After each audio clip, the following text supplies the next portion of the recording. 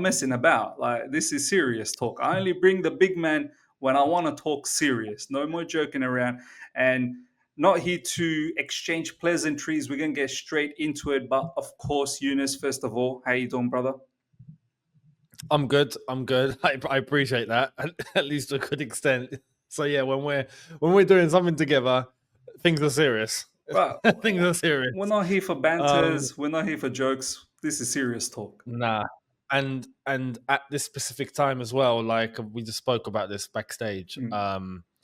Yeah, now is time for literally no nonsense, like completely. Before it might have been 90%. Now it's like, yeah, we're done. No. We're done. So I'm looking forward to this chat.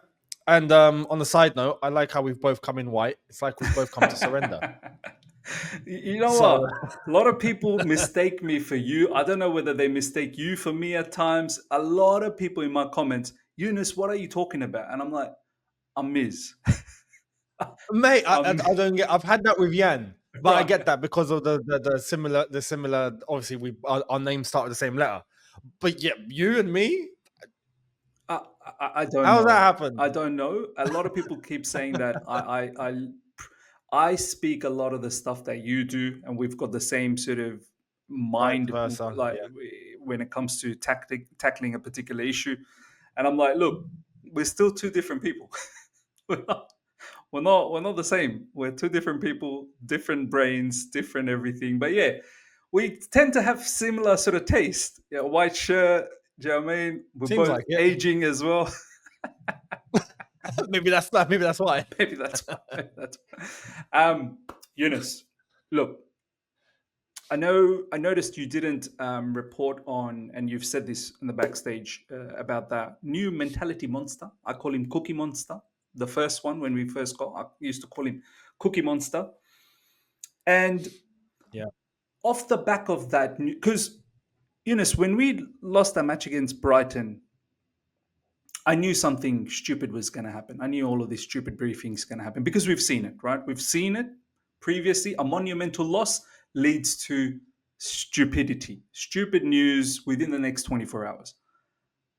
I just didn't think we'd stoop this low again. Like this mentality guy, and he's going to create the winning mentality, this, that, the other. When I saw that, I had a different plan for this show, as I was saying to you in backstage. I had a different plan, Yeah. how I'm going to tackle this. The whole idea was why I think, and you as well, you've been mentioning it many times in your channel, that why we both think that enough's enough. The owners need to leave, or else we're going to lose our club. We need to act now. So I had a different plan as to how I was going to organize this. But then after seeing that news, I threw the whole plan away. I was like, do you know what? Scrap that. It's serious now. We just need to get, as you say, to the nitty gritty of the matters, because this club is disintegrating, bro. Like, it is literally disappearing, Younes. And we now need to create a case for the wider audience out there as much as we can to get us to support in a push to get the message out there that these guys need to go. This is it, because when that report came out yesterday of the new mentality monster, the rugby league player, for those that are not aware, I saw it. How can I not? Right? I didn't speak about it. I had a vlog to put out. I was like, I'm going to put this out instead.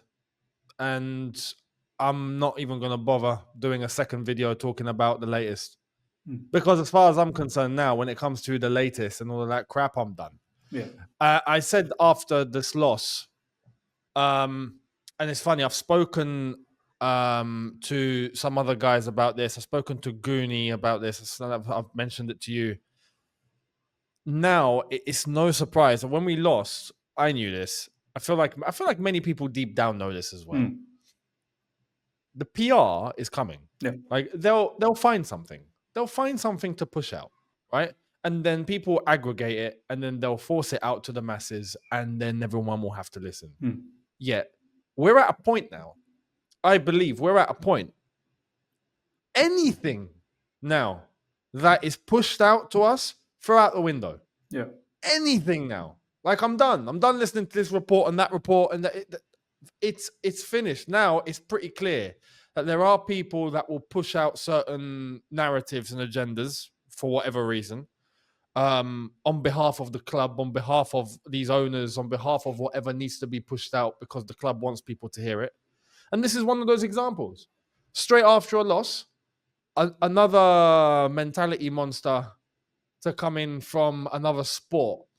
And this And guy another started 19-year-old as well. I don't know if you saw that news too. Another 19-year-old, the Sporting. So it was a of double course, whammy, Younes. It was a double whammy.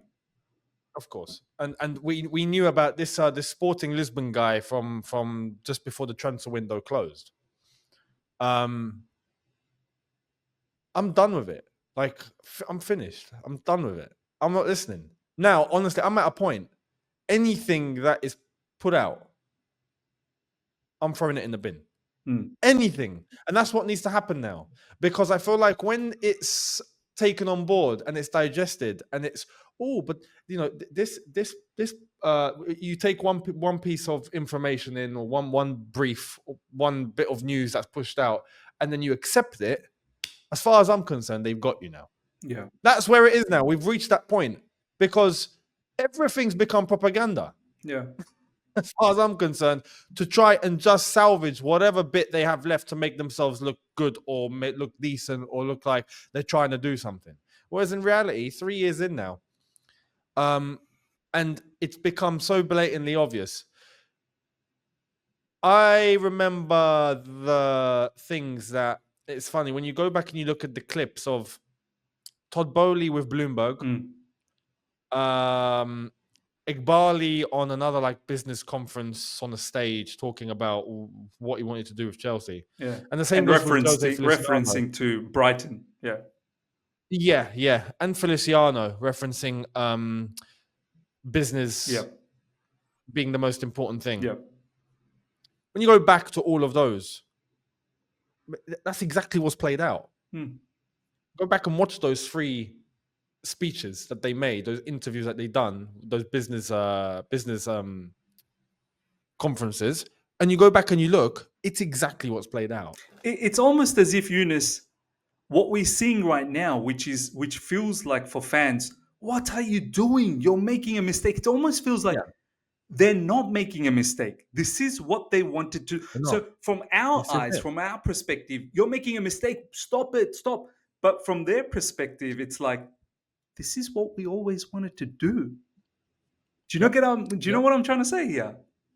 Mate, this hit home after we had lost to Brighton, because I don't know if you saw this. The people in the UK would have seen this. I managed to see the clip. The interview with if I'm not mistaken, the chairman of Brighton. Okay, no, I didn't see chairman this. of Brighton. Yeah, this was like not Bloom. The Brighton game we just after had. the game. Okay. Yeah, we were the one we lost 2-1 in the cup.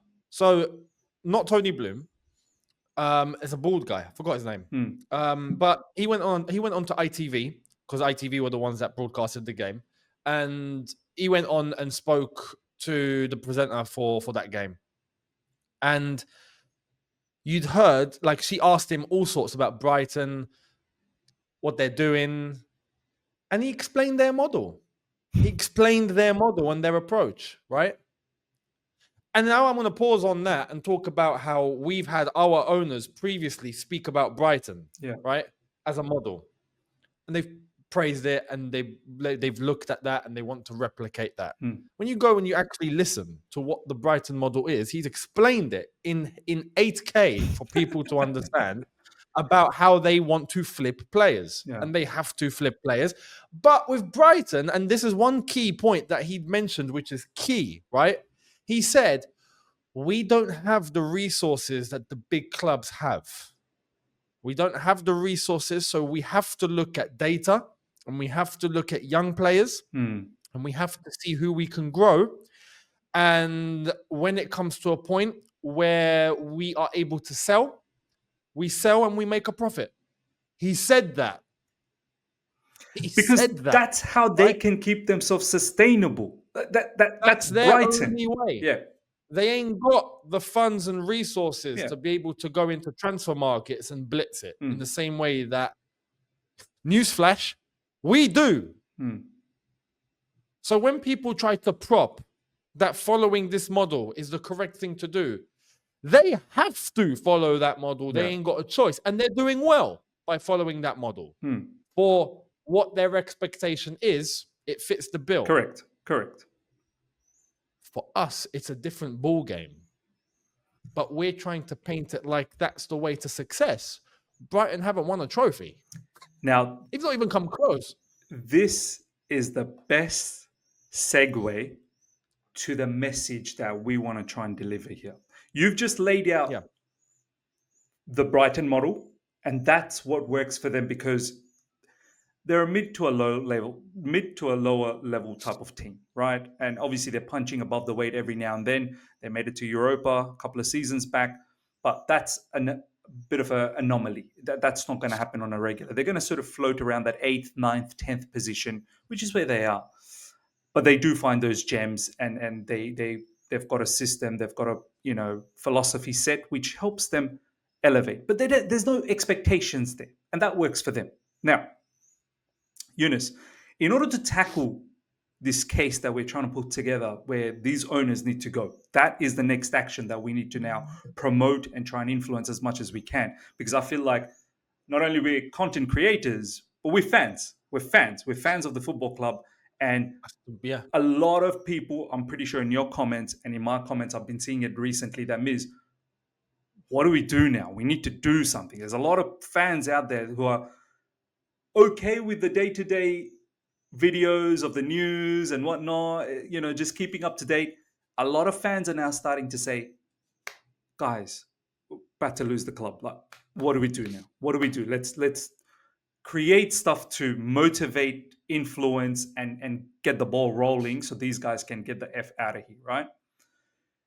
Younes, I think the best way to tackle this now is what you just said, the whole model. A lot of people, and I want to sort of play the devil's advocate because that's going to create the case of why they need to go, right? A lot of people that still support this whole shenanigans, this whole joke thing that's happening at Chelsea Football Club say, Yeah. but Miz, but Younes, how can you talk like that? These owners have spent 1.5 billion plus. Like, how can you say that they don't care? They spent money. They've done like you're having a laugh. You're just negative. They're putting their hard, earned money into this, and they're investing, they're showing passion. This is what the rivals are saying as well. What are you guys complaining about? You guys spend money. I want to hear what you have to say about the spending money factor, which I think will then stem out in many other directions as well. And then I'll contribute my part as well. Go on, bro. I want to ask one question because after time, and this is the thing, hindsight is a beautiful thing, right? When these guys came in, who was sporting director?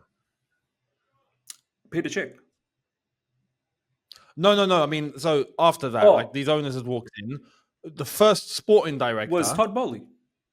Was Todd Bowley. Yeah. Why?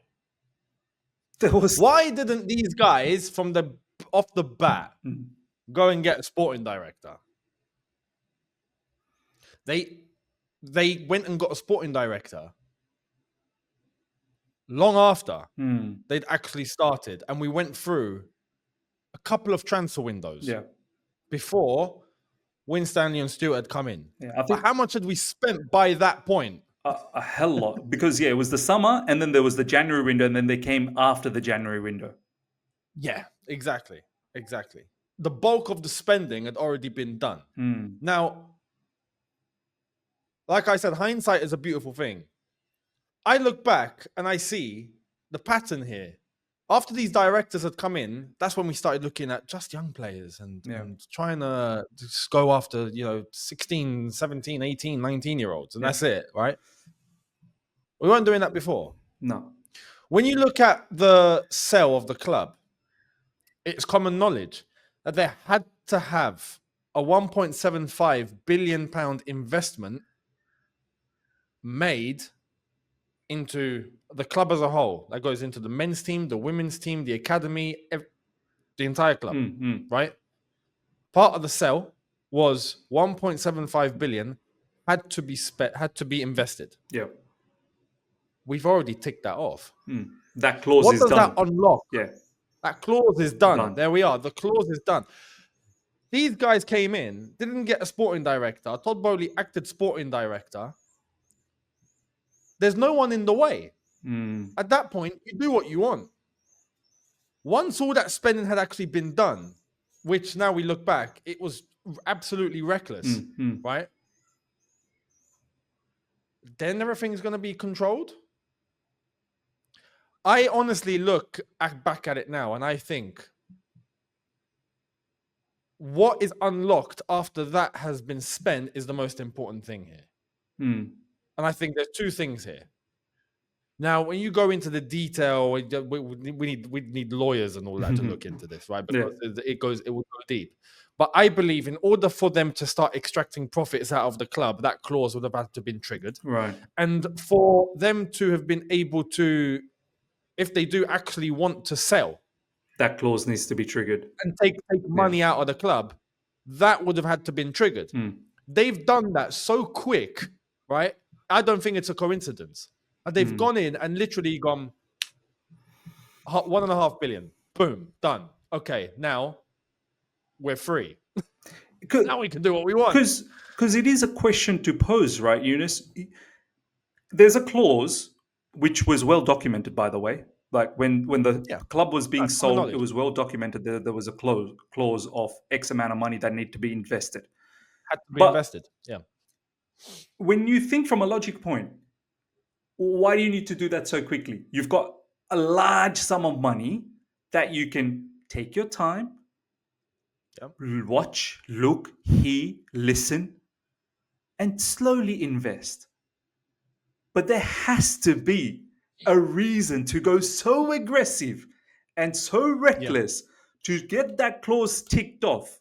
It's like, how do we explain this? Do you remember, Younes? This is going back a long time ago. When you first probably started YouTube, or when I first started YouTube, there's a clause. You got to hit X amount of new subscribers and X amount of hours before you can monetize, right? Yeah, before it was the subscribers. Now it's subscribers and watch time. And watch time. Yeah. So what do people generally do? Pump content. I need to get to that clause, or else you need to get to 1,000, or else I can't monetize. Like my work is just going to be, not be rewarded for, right?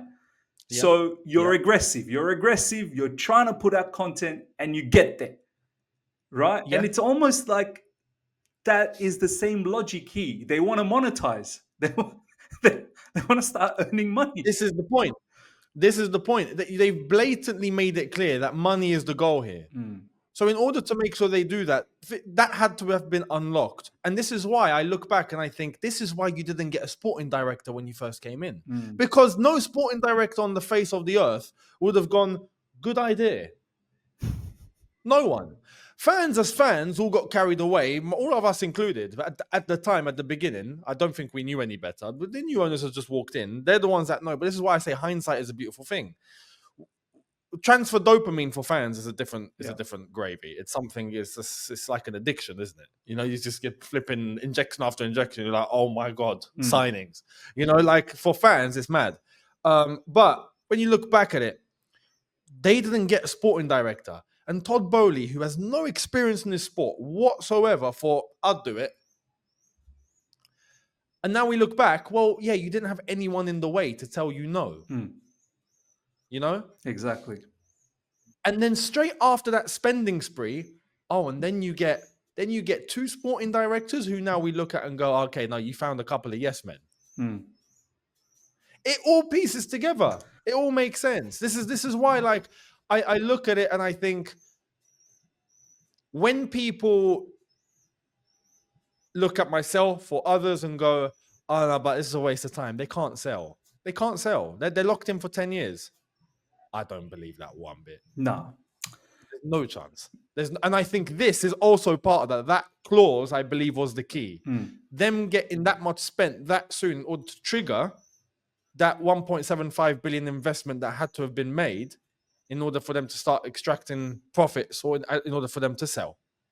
would have had to been triggered, and they've triggered it Mm. so quickly. So when I look at that statement that some people still look at and they believe these guys are locked in for 10 years, they can't leave.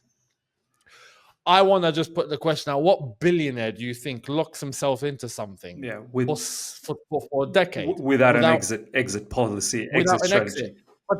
But the same people will tell me that these guys are loophole merchants. So here's what I want to put into this whole conversation now. So we've tackled the fact that, oh, they've spent a lot of money. There's a reason behind why they spent a lot of money, right? We've just said there has to be a reason, because there was no need for you to be so reckless so quickly to spend that level of money. Now, Yeah. they've spent a lot of money. Do you remember this whole 5-year amortization that was kicked in only from last summer, I think? Prior to that, when we were doing all our madness, We could do what we want. so these guys are so business savvy, which is great to a certain level. So not only they pumped and were reckless in spending a lot of this money, but in essence, they bought assets, right? Players are assets. They bought assets. So it's not like it's Yep. just money thrown down the drain. They've bought assets out of it. And what they've done with these assets is they've been able to amortize for a long period of time. So the cost of keeping those assets have reduced. This is how smart these guys are. They're like, Chelsea fans, look how much we've spent, right? Look at us spend so much. But internally, they know, little do these fans know, the expenses for all of this cost is nothing for me, because I've literally slashed the yearly keep, the yearly maintenance fee for each of these transfers that I've done. I've slashed it because of the longer terms that I've given. So when people say, "Oh, your owner showed mad ambitions to get Caicedo, to get Enzo Fernandez," and I start clocking it, and I'm thinking, well, they did that, sure, which shows great ambition, no problems, but they also had another incentive around it, which is they can minimize the cost. They can give long-term contract by minimizing the cost per year of keeping that player, which then makes the player more attractive to get. It's not about 100 million anymore. It's really just 10 million per year on a 10-year contract. Yeah. And if you see now that the 5-year has clicked in, we're not anywhere near linked with anyone that's remotely 100 million anymore. We're not linked with that kind of business anymore. At all. Why? No. Well, We've gone even lower. exactly. Why? Because you can't amortize that expenditure. So this is an indication straight away that, guys, I think they were playing us. They weren't really there. They were looking for opportunities to get young, good players and reducing their cost. And now that opportunity has gone away, they don't want to do that anymore. Now it's, what is it now? Even lower. Players that we don't even know. Because back then, when the amortization was there, bro, what's stopping them? You could have even given them 15-year contract if you wanted to. What was stopping them? Nothing was stopping them, right? So now that that is here, they've shifted. The paradigm has shifted, and it's now players we don't even know, because you only have 5 years to play with now. You only have 5 years to play with. Now, there is the odd Pedro Neto here and there, right? But even Pedro Neto, it's not like it's extortionate amount. It's not exorbitant amount of money. It's reasonable. I think it was what, 60 million or something for Pedro Neto, something or odd.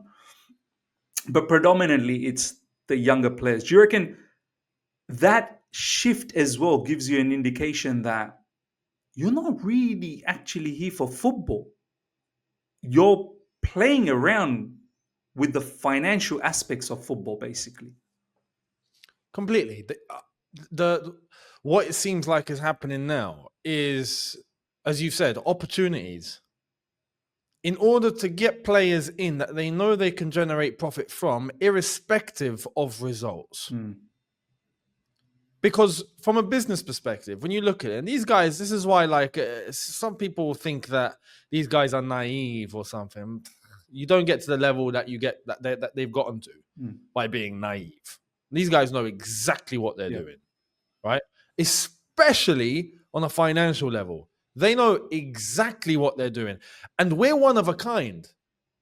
Because if some people are going to look at us and compare us to Man United or Arsenal or Liverpool or anyone like that, no. We're different. We're different because those guys are actually owned, right, by, I want to say, people. Not a consortium. We're not owned by people. We're owned by institutions. Yeah. When you look into Venture the deep detail capitalists. here, Yeah. we're owned Man United, the Glazers, Yeah. right? It's a Arsenal, family. It's a the family. Kroenke, Yeah. But even for them, their football clubs is a big part of what they do, what they own, what they earn. For us, Clear Lake has an £85 billion portfolio. Yeah. You know, Eldridge, not the same level, but massive portfolios. Guggenheim Partners, we're owned by institutions here. We're not being operated by a certain individual or couple of people from their own bank accounts. No. This is a different ballgame, which is why on a financial level, there's less risk. Immediately, there's less risk. If you've got institutions running it and it's not down to the certain person, much like how it was Roman before, it was Roman, right? That was coming out of his own pocket. Hence, he left us debt-free. He took the 1.5 million and went, yeah, no worries, I'll write that off for you. Yeah, that's not going to happen here. That's going to be based off the institution. You know, it's a different ball game. So there can be more risk taken. With this, to find more opportunity, like these guys are doing, irrespective of result, means that winning and losing no longer matters. Yeah. This is the whole problem, because as fans, winning and losing is everything. Correct. Whereas these guys, they have created a business model. And on a business model, this is what I'm saying, financially, this makes complete sense. Because you want to eliminate as much risk as possible. If you leave something in the hands of something else, something that's out of your control, winning and losing technically is out of your control. You can try and build the best team you possibly can. Winning and losing can, a split fraction or split occasion, something can change it immediately. Sometimes you're just unlucky. You know, teams have lost finals where they've gone, that team should have won it. It is what it is. It happens. Sometimes it's out of your control. These guys have created an environment where they're able to generate income. They're able to generate profit with the highest possible ROI, return on investment, with winning and losing not impacting it whatsoever. Not being considered at all. Yeah. This and is a deep point, by the way. This is a huge point. I think we need to... It's massive. Bro, I think we really need to stress this point, because this is the difference between how the fans see the football club and how the owners are seeing it. As you've just mentioned, the owners have eliminated that whole situation of winning and losing impacting what is happening with the football club, finances and whatnot. They've eliminated. We could go on a 10-match losing streak. It don't bother them one bit. It wouldn't. It wouldn't. Seriously, wouldn't bother them. But for a fan, go on a 10-match losing streak. What? That's our life. That's everything gone in the bin. That's gone. Do you know what? This is why. Yeah, go on. No. I was going to say this is why it's important for people to realize what's actually going on here. When we look at it from a footballing lens, we can no longer look at this from a footballing lens. Correct. This is the whole issue. There's a clash going on here. Correct. Because people are making criticisms. They're looking into games. They're analyzing. I'm like, this has gone past football. Tactico's doing the fullback. This has gone past that. Yeah, this is irrelevant. You're wasting your time. As far as I'm concerned, you're wasting your time. You know, this has gone. This is heading in a complete different other direction. These guys are looking at something else completely. Yeah. And we go back to what the Brighton chairman said before. This is their model, and it's funny. I just remembered he called us happy customers, by the way, in that same interview, because they referenced the 220 billion that we'd given them. He went, yeah, they're one of our best customers. Oh, really? And you know what? Fair play to him. It's true. Yeah. It's true. We're customers. It's true. Yeah. We are their customer. 100%. But when it comes to success when it comes to putting yourself in contention. Has this model ever done that for anyone? No. No. But has it generated money? Yes. Brighton generate money Bro, in they're terms always on of their profit. ROI. They're always on profit. In terms of their ROI, right? What they actually spend, what they execute, and what they get back and what they return, massive. Massive. But do they put themselves? Does that put them in contention for anything? Nope. No. Tottenham make loads of money. We know this with their stadium and what they've More done than now us, and by everything. the They way. make More than us. their commercial activity. Everything is. Are they in contention to win anything? Nope. No. In fact, they just got knocked out of the cup as well. But they're never in contention for anything. But they're making money. Yeah. They're making money. And a lot of it, Younes, a lot of it. And I want to add, I remember saying this when the first year of our ownership, Matisse was adamant. I remember he was like, nah, these owners are here to win. And I was saying, Matisse, there's literally clubs out there who don't win, they make money. Like they make money. There literally is a model out there. I want to add another piece to this now, that it's almost as if, Younes, if we make it to the Champions League, it's actually a headache for these guys. Think about what I'm about to say here. Making it into the Champions League is almost like a headache for these owners because why? Shit. Now I'm expected to spend money to create a Champions League level team. And I don't want to do that because my model is 150,000 wage structure, young kids, Champions League football. I'm going to get myself embarrassed in that competition. And these fans will really, really lose it then. And by chance, if we do well, that's fantastic. But I think you've recently raised this issue that, wait a second, if we do make it into Champions League, we're just going to be embarrassed. Like the way we are doing our business, we're just going to be embarrassed. Think about it, Younes. Champions League, I think a lot of our players have Champions League clauses as well. You got to pay them bonuses once they get into Champions League. So whatever they're earning, you now have to pay a little bit more because they're participating in Champions League. And on top of that, when you're in the Champions League, as I said, it's not going to cut it buying these Mickey Mouse players anymore. You actually have to go out there and buy some good players. Do you agree to the point that they'll never... I mean, this season they've stated, our manager has come out and said, Champions League is not the target this season. They've stated that. Like, do you know what I mean? That's out. Do you believe there might be some element that deep down, as you've said, winning and losing is not really a factor to them, that deep down, they're not even interested about Champions League to a certain degree here because that creates another burden for them. And the return on investment is not going to be exponentially be better on the investment they're going to have to make. I think I look at that and I think deep down for them, irrespective of the fan base, which they do, I don't want to say care about. I don't think they care about fan, but they care about the opinion. So we'll hold that thought. But I think for them, deep down, whatever happens, it's a bonus. If we make Champions League, it's a bonus.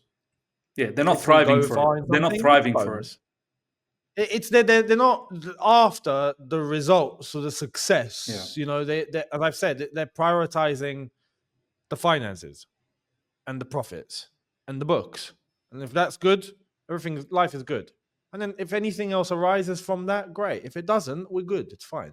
You know, we're good. Now, the point that you made is a valid point in terms of what might it do to the opinion of the fan base. Because you're right. We can't go into the Champions League with this squad. And this is why earlier on in the season, I said we need to make sure we prepare ourselves for Champions League football. If we're to make it, we need to adapt this squad in January and then in the summer to make sure that it's equipped to go into the Champions League. Correct. Because like this, we got no chance. We're getting cooked, smoked, right? But by Brest, do you know what I mean? Like, don't worry about like proper teams, bro. 100%. At this, like, this is why when we come out of the January transfer window, and we've come out of that window weaker than we went Yeah. in, without question. Yeah. Like, what are we doing? Do we want Champions League or what? Now, like I've said, we go into Champions League with this squad, we're getting smoked. And this is where I look, and I don't think these owners are bothered. They're not bothered, right? Yeah. But if we were to make Champions League, if we were to go in, I do think there is an element of, if we were so bad in that competition, right? It can steer two ways. One is, but we qualified for Champions League, things can happen. And the other is, I do think a portion of that fan base would probably look at it and go, we've gone in blind. We've gone in completely unprepared. Like, this is our own doing. And then they'd probably end up getting angry from that. Would the owners prefer to steer away from that sort of situation? Yeah, probably, I reckon. Like I said. Is there a financial incentive for getting Champions League football? We have to be honest here, and I do think there is, in terms of front of shirt sponsor, in terms of TV revenue, the added games that's in the Champions League, all of that. But that's not the make or break. But see, Younes, in order to do that, you've just said you can't be achieving Champions League with this squad. No. So what am I trying to allude to here? In order to reach that level, you need a better squad. Which, what does that mean? More money. Up the levels. Yeah, you need to now spend more money on better quality, which will demand more wages that you can't seem to give within. This is it. So they would look at all of that and go, wait a minute, okay, there's incentives to gain getting into Champions League, but does it make sense? How much more do I have to spend in order to get this incentive? And is it proportionate? Is the return on investment based on what I'm spending proportionate? Because this is how I look at it, Younes.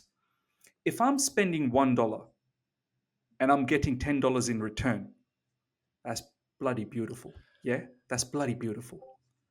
But I was going to say the same thing. I know where you're heading. But if I'm spending, let's say, $7, and now my return is maybe 13 from 10, I've spent extra 6 to get another 3. Exactly. Yeah. I was going to say the same thing. You see where I'm going with this? You see where you took it out of my mouth. You took it out of my mouth because, and this is the most important thing. That's ROI. That's ROI. That's ROI. Correct. Right there, right?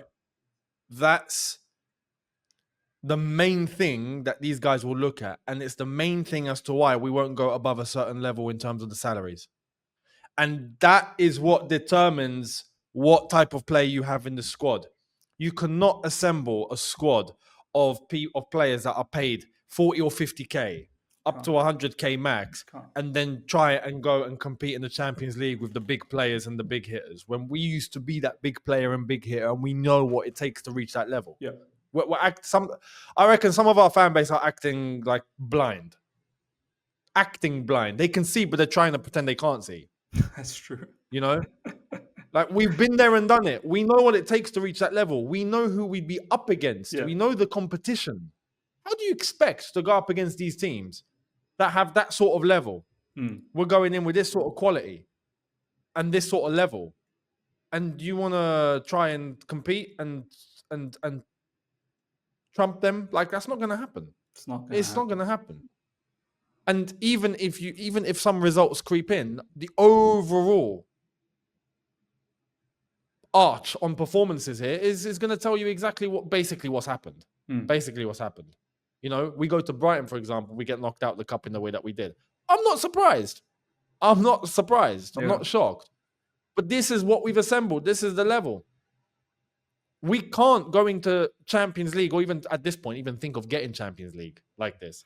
But it's like you said, when you go into Champions League and you know you have to assemble, you have to bring in more quality players, players that are going to be of a certain bracket or above a certain bracket, that's where the whole question of this ROI comes in. when you're looking to flip and sell, those players are not going to be of the value that you want. No. They're just not. You'll get something for them, Yeah. but you can get more by going low and then selling high with those guys later. Correct. You can Correct. get much more, which is the Brighton model. Which is the But Brighton model. this one is going to be that, but on steroids. Yeah. Yeah, You because we know, got money to just spend. to try and generate even more money. Why? Because Chelsea's a bigger brand. Yeah. There's a bigger history. There's a bigger heritage. Even the salaries will be relatively more than it would be at Brighton, for 100%. example. On Brighton, you'll probably be getting 10K or 5K or whatever they're going to be offering, 20K. At Chelsea, yeah, you'll get 40, 50, no problem. Yeah. Right? You'll get all of that. With the perks of Chelsea Football Club as what Chelsea Football Club technically is, as a brand. The global as an fan base. Yeah. London, prime location. Yeah. Prime London. It's leverage. It's leverage. When you're doing all of that with young, unproven players and you're offering these crazy contracts, you can't even expect those young players to be striving or to be hungry or to be pushing you can't do that. And when there's not even an example or any sort of players to bounce off or any leaders or any experience or anything like that, you can't even expect them to grow. But for them, it's about just getting some exposure, getting minutes. Market value automatically increases. It has to. Younes, there's literally zero risk. You look at the player that we bought. There's zero risk. Cesare Cassidy. We bought him 2 years ago, and we were still able to sell him 2 years later. Similar money, and with a 25% sell-on clause. There is no risk. Similar money in terms of the fee. Correct. Yeah. In terms of the fee, people would look and go break even. Yeah, but the amortized. But on the books, it's a profit. On the books, it's profit. Yeah, because you slash 2 years. That just proves with Cassidy, who hasn't really played, we made a profit. Yeah, and Younes, we are bound to make a profit in the future because there's a 25% sell-on clause. 25%. Yeah. So wherever, because Torino is not going to be his final destination. If he blows up and does well, down the track, he's going to Roma, he's going to Inter Milan again, or he's going to Napoli, he's going somewhere, right? Yeah. And that is a guaranteed 25% in the bag. Exactly. For us. Exactly. Yeah.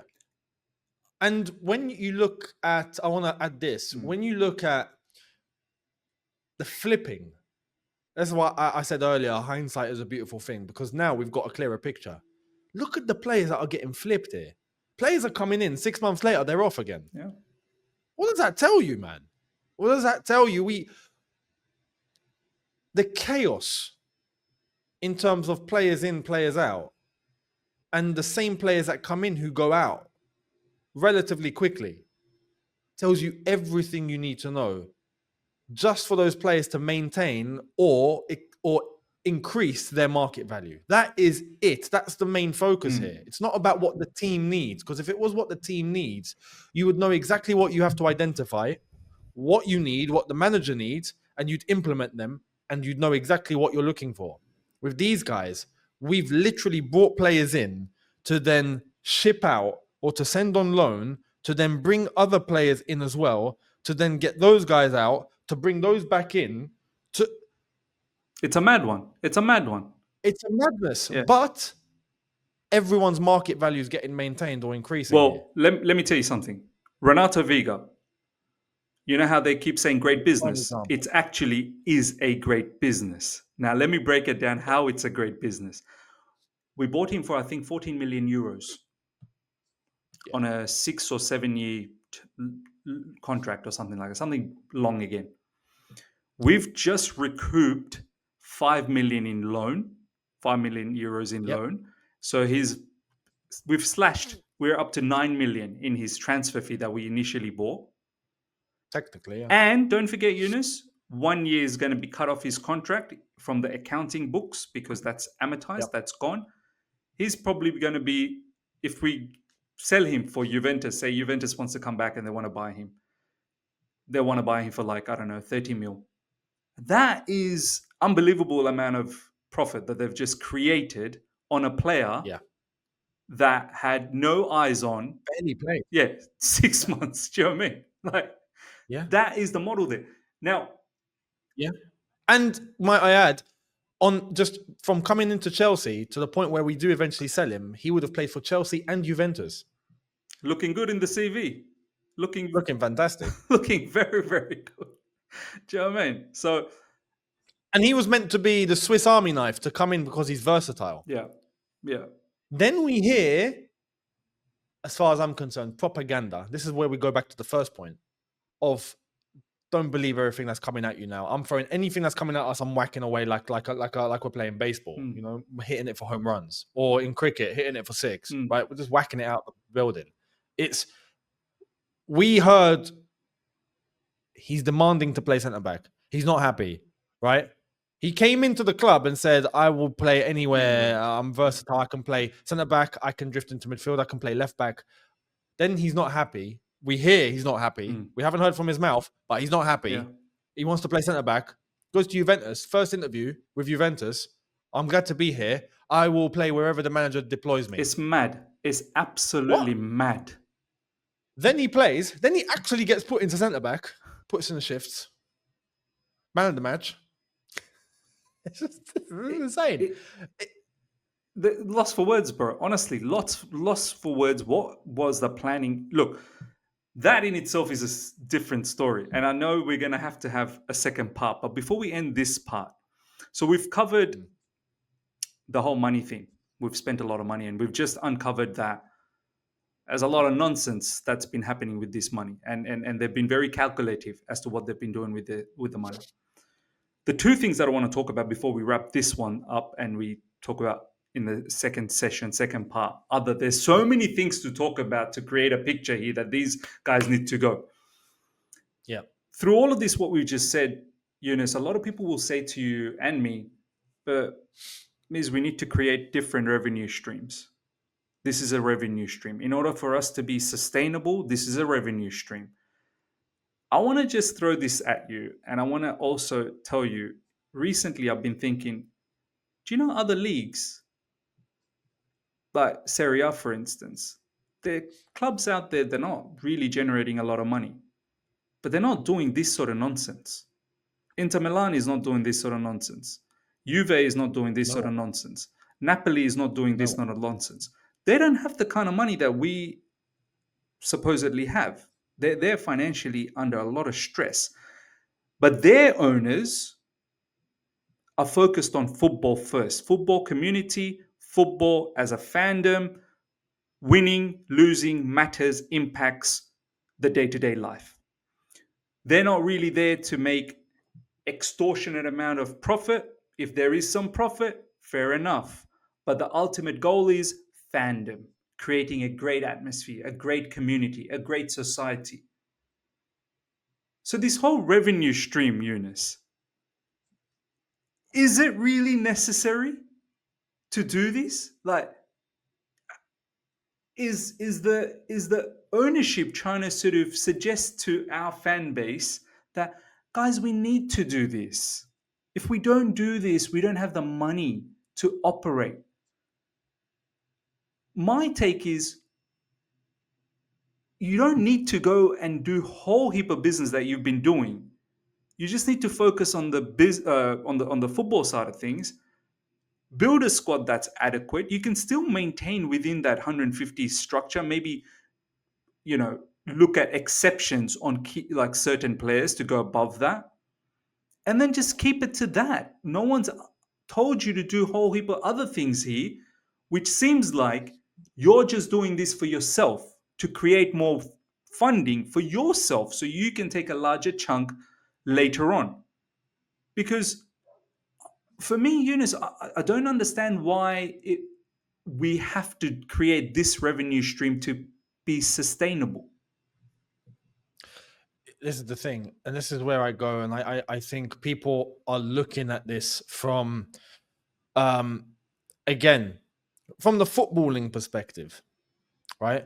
And even the finances from a footballing perspective.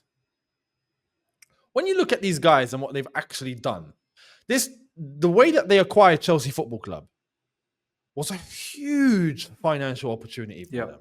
They got it for a bargain. Huge. Yeah. It's the best financial opportunity that you probably would have got in football. Yeah. Yeah. Chelsea Football Club at a cut price with the name and the brand that it has, the global reach that it has, the real estate that it has, the location in London that it has. There's so much leverage Yeah. by getting Chelsea Football Club at the cut price that they got it at, right? What have they done since then? When you look and what have they done since then? Mate, they've bought the 2 hotels. They've stripped away from Chelsea, Yeah. which was part of the club. The women's team is now theirs. Part of the Blue Co. Yeah. And all this was done in the name of PSR, right? And making sure we're intact with PSR. The women's team, the training ground, the car parks, all of this is the mansions next to the bridge. Stoke Mansions is now owned by Blue Co. And that was bought in an effort to expand Stamford Bridge for the stadium plans and all of that, which has gone completely quiet. That's for part 2. Part 2. But everything is, again, this is why I say hindsight is a beautiful thing. Everything that they've done from that beginning up until now, you can see financially has just been completely strategic. Yeah. Completely strategic. And to the point where these assets have now been taken away from what was belonging to Chelsea is now part of Blue Co. It's theirs. Yeah. If they wanted to, if they really wanted to, right, and they sold Chelsea tomorrow, technically they don't have to sell the rest. Blue Co will still own all of that. Yeah.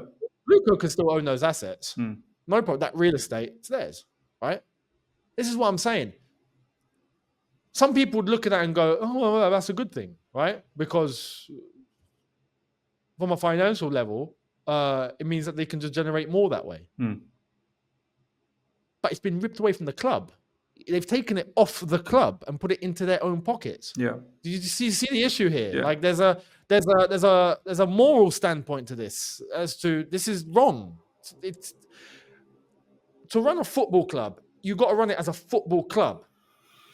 Not as a venture capitalist business. Yeah. Right? Not as a hedge fund. It's a hedge fund now. Bro, we're a hedge fund. This is hedge funding. This is hedge funding. This is complete. Exactly. Yeah. This is exactly. Eliminating risk, mitigating risks. Exactly. We're a football club first. And that comes with not focusing on this level of financing as the priority or the prerogative for how we steer things going forward. That's wrong. The football side and the business side should be working in harmony together. Yeah. I'm not saying ignore business, but you have to give the football club what it needs to succeed, because this is a football club operating in football, which is a sport, which is competition, which is win or lose. That's the fundamental. And that's what all of us are interested in. Correct. And that's how it should be run. That's the base, the foundation that everything is built upon is that alone. Not how much money are we generating. And I'm not saying abandon that, but they both need to be in harmony. What we've done is we've thrown the football side completely. Yeah. Completely. It's in the bin. Yeah. And we've gone all in business. That's not how you run a football club. If you want to go and do that, like I said, go and run a hedge fund, which again, they do. Yeah. These guys do. This is why I said earlier on, we are being operated here by institutions. This is a complete different ballgame to some of the other owners. For us, we're just part of a portfolio now. And we're not even the majority of these portfolios. Like I said, Clearlake have an £85 billion portfolio. We're peanuts in that portfolio. We barely make probably 2% of that portfolio. We're nothing. If they really wanted to, they could just throw us away tomorrow. And they would be fine. Clearlake would still be going on tomorrow. No problem at all. Same goes for Eldridge. We are mainly just an addition to the portfolio. And because of all the advantages diversification. That we're just a diversification for the portfolio. That is it. And it's a great financial opportunity with everything that comes with it. And we are making profit. We are generating money. And that's what they're going to be bothered about. But on the footballing side, the way that we look at it, that if you're running a football club, what you're equipping yourself in terms of the team what you're giving in order for you to compete. People can't be blind to look at this team and honestly think we're good to compete for silverware or we're heading in that direction. There's absolutely no chance. There's no chance. No, And the more time goes on, the more it seems like that wasn't the intention at all. I, You know? I think this is the message. 3 years down the track, I think we're all in the right position to make a judgment now. It's not like after the first 6 months of the first year, oh, we're just jumping the No. gun. 3 years, 3 years later, we can now definitely make a judgment call that this is who you are. You're not here for the football. Exactly. You were always there for the money. I mean, and we'll end it on this. We have to have a second part because I wanted to talk about the other notion of how certain fans believe all of these players will grow together and then we'll blossom into this fantastic team. I wanted to talk about that and we'll keep that for part 2 because that in itself is also another, an absolute hoax, that one. And the It's a hoax. personnel as well. Look at the kind of personnel that our owners have hired top to bottom, whether it's managers, Mm-hmm. whether it's players, whether it's sporting directors. Now, you line them all up and you ask yourself, does this scream of excellence or mediocrity? So we'll keep that for part. Go on. I want to just add to that. Does it scream of excellence or does it scream of compliance? That's the key. That's, yeah, from a business terminology, does that scream compliance? That's probably a better way to put that. That's very, very smart. But yeah, going back to wrapping up this side of things, I mean, Younes, it's we as a fan base, we have to start waking up to all of this. I wanted to say when you were talking about the club, if the owners, as you said, they could just let us go right now. They could seriously let us go with all the assets that they've stripped away from Chelsea and put it under the banner of Blueco with Strasbourg in as well. They could probably sell double the money than what they initially bought this club for. Easily. So they are already, cha-ching, they're already Already. smiling upstairs. They're not crying Already. like us fans getting knocked out from the FA Cup. They are already buzzing in their head with what they're about to collect, whenever that is. Yeah. And I feel like saying, collect and leave. Just collect and leave. Do your Yeah. thing, collect your profit. You don't need to stick around for the entire 10 years. You could literally sell this for double the money. And that's a great return on investment for your portfolio, for your shareholders, and give this back to someone who's actually going to keep football as the forefront of the whole thing. Yeah. I completely agree. And this is where I think there's a double-edged sword. There's a double-edged sword because they could do that. And I want them to do that. We're at that point where all faith is lost. You're not here to get us to win. Get out, sell up and go, and take your profits and buy, right? But for the same reason that we can say that they can double their profit right now easily, is the same reason why they came into it in the first place and why they would, if they had the choice, they would want to continue. Because this football club of this size and this stature will only increase in value. It's an asset that appreciates. So you're Football thinking clubs, 3 times, 4 times. football clubs of this level don't depreciate. They could be struggling on the pitch, they could be struggling, but the value will continue to go up. It's like a Rolex. They just don't go down. Yeah? With time, it goes up. And even if it struggles, maybe the rate will decrease a little bit, but it's still heading up. Right? So what you're saying is, how greedy are these guys going to be? Because mate, look at the value of Tottenham 10 years ago to now. Look at the value of Arsenal. when they quoted not that long ago for something around like 6 billion or something, Tottenham, more than what we. I need to go and look at that again. I heard but yeah, it's definitely. I could be wrong, Yeah, but I heard something about 6 billion. It's definitely something high. But all clubs of this level, with time, will just keep increasing in value. We'll just keep increasing, and especially a club like Chelsea Football Club, without question. At least for the immediate future. So this is why there has to be pressure, because these guys will just lay back and go, "We're good. We're good." Even if we have to wait 2, 3, 4 years again, we can 3x, we can 4x, Yeah. no problem. There has to be pressure on, because in the same way that some fans will look and go, "Oh no, we'll just give it more time, it'll be okay."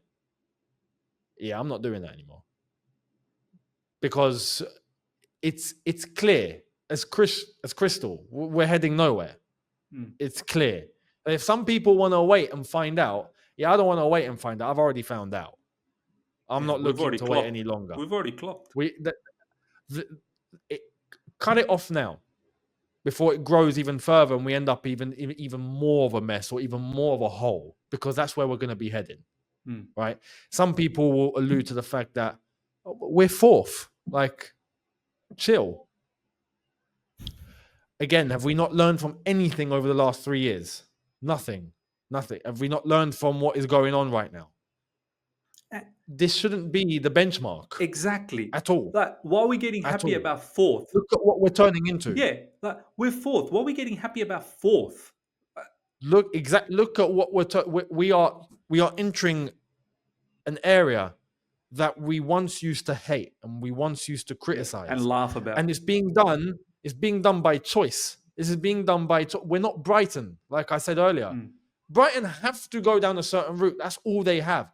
If we were in a situation like, for example, how we were under Ken Bates, right? How we were when we were in a turmoil. All right, we got what we got. We got to work with what we have. It's as simple as that. There's no, it's what it is. There's no choice. No, there is a choice here. We got fundamental resources if we really wanted to head in that direction. The club is choosing not to head in that direction because they have a model to execute. If you want to sabotage results and future because of that, you do you. But it's clear as day where we're heading, and it's not going to change. These guys are adamant on the way that things have been operating. They're going to continue down that route. That's not going to equal any sort of success. So I'd rather cut it off now than wait to find out even more. 100%. You know what I mean? 100%. That's what needs to be done, because it's not going to change. Some people have the notion, a little bit more time, things will begin to glue together, and that will be something that we go into part 2 in terms of the team and in terms of young players and all of that. Just on a brief level, that's fantasy. That's a dream. That's football manager talk. That's football manager talk. Don't even get me started. Do you know what I mean? This one. Yeah. And this is who they're catering to. This is the dangerous thing as well. These owners know that the young fan base that's coming through are all glued to that way of thinking. They know if they stick it out just a little longer, these guys will grow up. And that will be the norm. That'll be the norm. And do you know what? This is why this part 2 is going to be banging, because there's so much still to unravel here. So far, we've just unraveled the tip of the iceberg. Do you know what I mean? Just the tip, and it already looks very scary. As you said, players growing together, and who we have, compliance, fans, this new modern age fans, they have this innate desire to see a player be nothing and grow into a superstar, and they could care less about winning. They just love this growth factor, like to rags to riches. Bro. And there's no concept about winning trophies anymore. For them, that is the dopamine. No, but for them, they genuinely believe you can get trophies that way. Because they've been wired to believe, based on their own experiences, going into data, going into Football Manager, doing it on like a certain level themselves in a game that they've done that, which is meant to replicate database that football clubs use, that you can take Leyton Orient to the Champions League final. If you just hang on long enough, you'll be able to do it, right? You can like take a nobody and turn him into a superstar. Like, and that applies to all players in the team, not just one or two. It applies to everybody. You can do it with everyone. That's the way to success, and that's the way to be sustainable. That's the buzzword that's killed everything. Yeah. Yeah. Sustainability. It's flipped. What used to be sustainable is now deemed as unsustainable, and what's never been sustainable is now deemed as sustainable. Right? And that goes for all things. And these guys, I believe, are wired to think that this is the route. This is going to take us to success. Whereas in reality, they're far from reality. It's a computer game mindset. It's a delusion. It's not real life. Yeah. There's It's not going literally to happen. no precedence of this in real life. And when you're competing against your teams, like in the way, like how Man City have operated, the balance that teams like Liverpool have, Real Madrid, Barcelona's,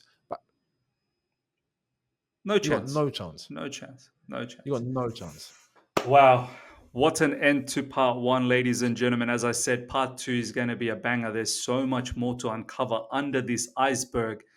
The message is clear.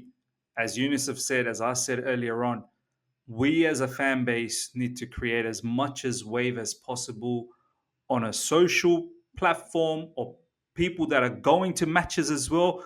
This hopefully reaches a lot of you guys to understand the depth of this nonsense that's happening, because I just have this feeling some of these match going fans are just very happy, go merry, go to the matches, watch the match. Yeah, the results don't go our way. I'm upset. I want the manager gone because, the manager's got no clue. Next manager will come in, will do something.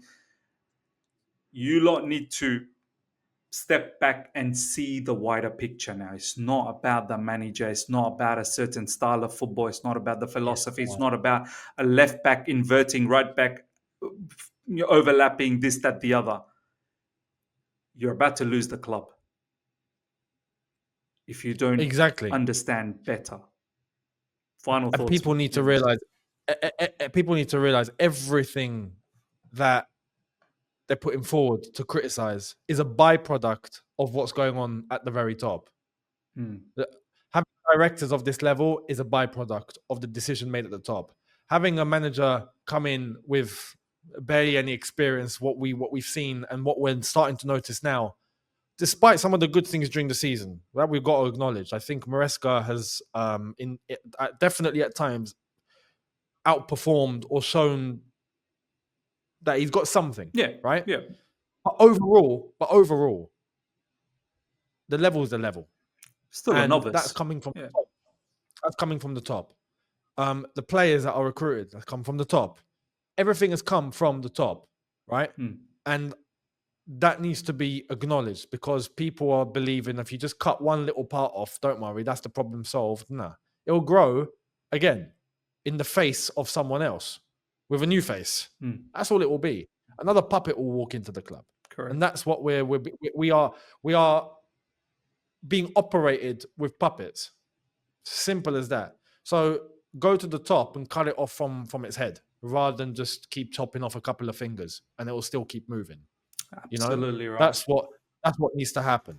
And in terms of the fan base, in terms of especially the match going fans, the problem you alluded to there, the home fans for sure, because there are home fans, and we've seen what's gone on with like the whole ticketing saga and all of that has gone on, and there are good portions of the home fans that attend games that they're just there to have a good day.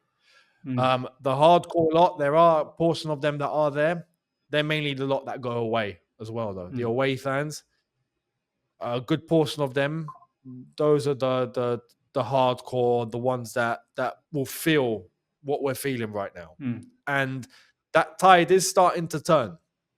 That tide is starting to turn now, and you can see it from a mile off. So how far does that continue? I'm sure it will continue to grow, because now the frustrations are hitting a level where it's evident after 3 years to see where things have headed and where things are going to continue to head. And enough is enough. No. Enough is enough. 100%. No more. 100%, man. And this is the message that we're going to keep driving, Younes. Thank you so much for your time, Younes. Really, really appreciate that. To everyone watching, By the odd chance you haven't subscribed, make sure you subscribe to Younes Talks Football. OG, absolute goat of Chelsea community and just football in itself. And smash up the like button. If you're here for the first time, subscribe and make sure you're there for part two because there's so much more to delve in here. The reason we're doing this is so that everyone gets a full picture as to what's going on. And comment, make sure you comment anything that you think that, wait a minute, this hasn't been challenged in part one. Comment so that we can sort of counter that and come back to you and see if there is any legitimacy around that particular comment or not. So make sure you comment, whether it's positive, negative, let us know. Thank you so much, everyone. Take care. See ya.